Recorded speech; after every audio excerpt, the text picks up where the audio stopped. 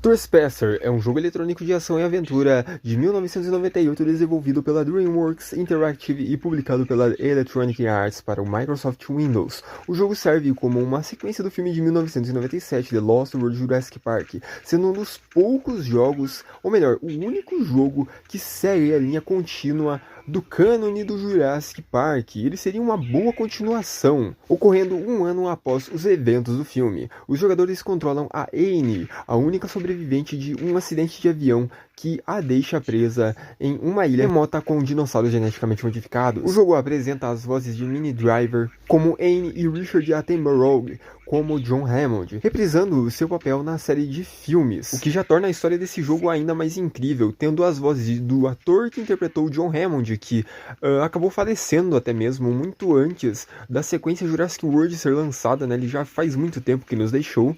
Então esse jogo ele já tem um peso um pouco mais emocional para quem gosta da franquia, porque foi um dos poucos jogos até mesmo que a voz dele esteve presente com ele atuando. E eu não posso deixar de acentuar ainda mais que esse é um dos poucos, se não um dos únicos jogos da franquia, de todos os jogos da franquia Jurassic Park, que eles têm envolvimento direto com a linha temporal do Jurassic Park como um todo.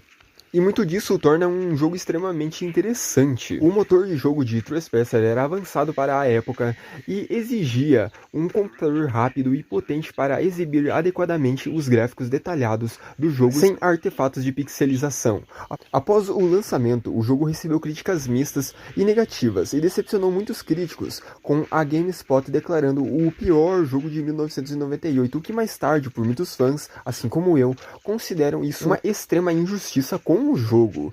Apesar de ele ter sido muito criticado, ele se tornou um icônico jogo da franquia Jurassic Park, um dos mais lembrados até mesmo pela comunidade. Acredita-se que a recepção mista tenha sido causada pela pressa no desenvolvimento para atingir a data de lançamento de 1998 e pela natureza excessivamente ambiciosa e avançada do jogo.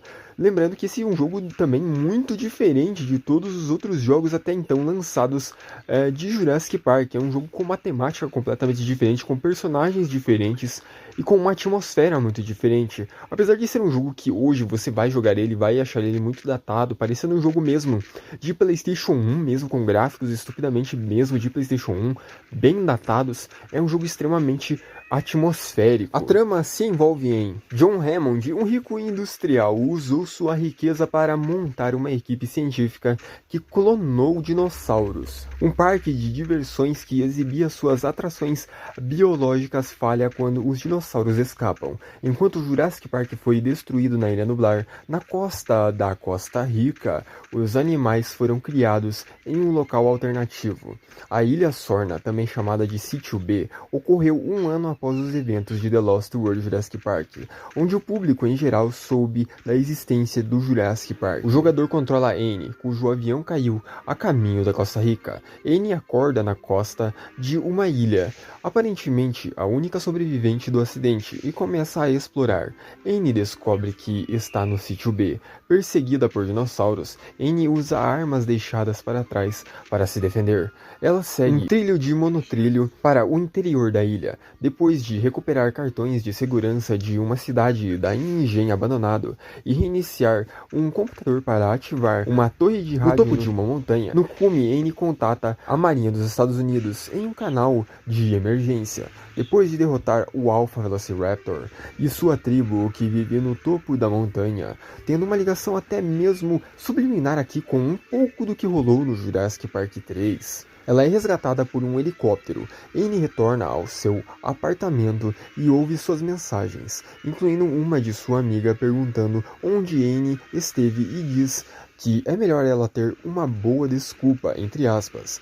Imediatamente depois, Annie joga uma garra de Velociraptor na mesa perto da sua máquina, sendo subliminarmente a explicação do porquê ela esteve fora esse tempo todo. O jogo inteiro é jogado através dos olhos de Annie, sendo muito diferente de outros jogos até então lançados pelo Jurassic Park. Eu já disse isso no vídeo várias vezes, porém esse é um jogo que ele pela primeira vez se entrelaça com o personagem, ele não abrange outros outros, ou até mesmo não é tão raso. Dublado por Driver, claro, essa sendo uma atriz, não um carro, claramente. Existem apenas 3 cutscenes, uma que inicia o jogo e outra que conclui o jogo. São poucas, mas significativas, e um vídeo introdutório.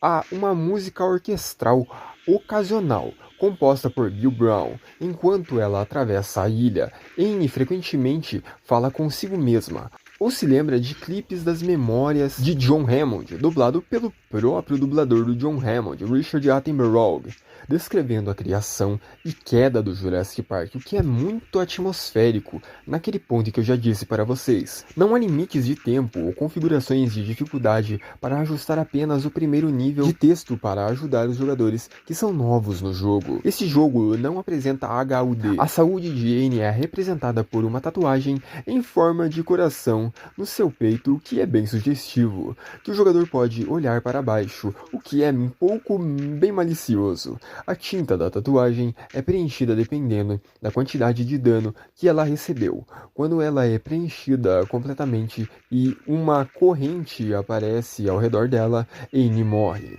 A saúde de Anne se regenera rapidamente ao longo do tempo, desde que não sofra nenhum dano após. Para rastrear munição de arma sem um HUD, os jogadores devem confiar em Anne e descrevendo verbalmente as armas que ela pega. Resumindo, o jogo ele não tem um HUD específico, então tudo o que está acontecendo é como se você mesmo estivesse no parque. É para se passar esta vibe. Quando ela pega a arma e passa pela sua mão, ela diz a seguinte frase, entre aspas, cerca de 8 tiros. Parece cheia. Não foi usada, junto com a contagem regressiva verbal de munição enquanto dispara uma arma. Então essas são as definições de como você pode saber o que ela está usando. Ao pressionar uma tecla, Anne estenderá seu braço para o mundo do jogo, permitindo que o jogador pegue, balance, empurre ou jogue objetos. Isso permite que o jogador crie armas improvisadas. Por exemplo, pegar uma grande pedra do chão e acertar um inimigo com ela. Anne pode mover o seu braço em qualquer direção, permitindo que o jogador tenha uma sensação diferente de uso para cada arma. Anne só pode carregar 2 itens ao mesmo tempo, e, ao esbarrar em coisas, geralmente deixa cair itens, um toque realístico do jogo. Além de pegar objetos do chão para usar como armas, Anne pode encontrar e usar vários outros armamentos, incluindo cartões de chave de disquetes. Em situações que exigem entrada de botões, como teclados, Anne estenderá um de seus dedos, mantendo a visão hiperrealista do jogo. As armas de fogo não têm retículos. O jogador alinha a arma ajustando o pulso de Anne e, em seguida, movendo manualmente seu braço para mirar. Anne pode carregar até 2 armas ao mesmo tempo. As armas foram feitas para incorporar recuo realista, como se estivessem sendo seguradas com as 2 mãos. Uma vez que cada arma de fogo esteja vazia, ela pode ser usada como um porrete quando balançada. Armas vazias não podem ser recarregadas. Todas as armas devem ser descartadas no final de cada nível, sendo um toque realista no sentido de não haver munição em lugar nenhum. Dicas de código e de teclado aparecem em lugares inesperados nas paredes, geralmente em 1 ou 2 níveis antes de serem necessários. Entre 2009 e 2012, enquanto muitos acessavam o YouTube para ver séries de Minecraft ou de GTA San Andreas extremamente com uma falta de qualidade muito grande, que hoje se tornaram clássicos vídeos do YouTube com Evanescence ou Linkin Park tocando de fundo ou qualquer outro rock muito dos anos 2000, eu estava assistindo alguns vídeos, claro, de GTA San Andreas, mas também de Jurassic Park Trespasser. Eu lembro que vez ou outra dava um popinho ou era me recomendado esse jogo, algumas cenas, alguns trechos, algumas gameplays, e eu acabava vendo e era muito diferente pra mim. Eu nunca tinha visto videogame na minha vida, muito menos videogame de dinossauros. Algumas das poucas palavras que eu escrevi no teclado do meu PC era dinossauro, às vezes até mesmo totalmente errado, mas era a única coisa que me entretia no sentido de uma gameplay de um jogo de dinossauros que eu nunca tinha visto na minha vida, e pra mim era algo muito diferente, e ver e sentir a atmosfera quando eu era pequeno desse jogo era algo extremamente amedrontador pra mim. Eu tinha um certo medo por conta do espaço espaço, dos grandes espaços, dos espaços mortos desse jogo e do sentido que os dinossauros se moviam. Mas apesar de tudo, eu não ficava com medo, como falam muito sobre Mario 64, que falam que é estranho tal ponto do jogo.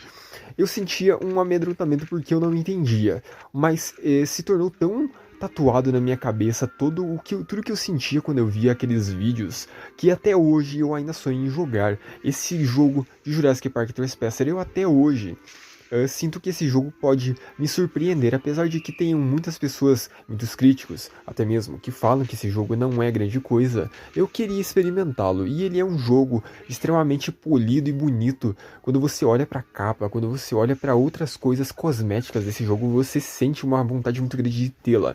Ainda mais sendo fã de Jurassic Park.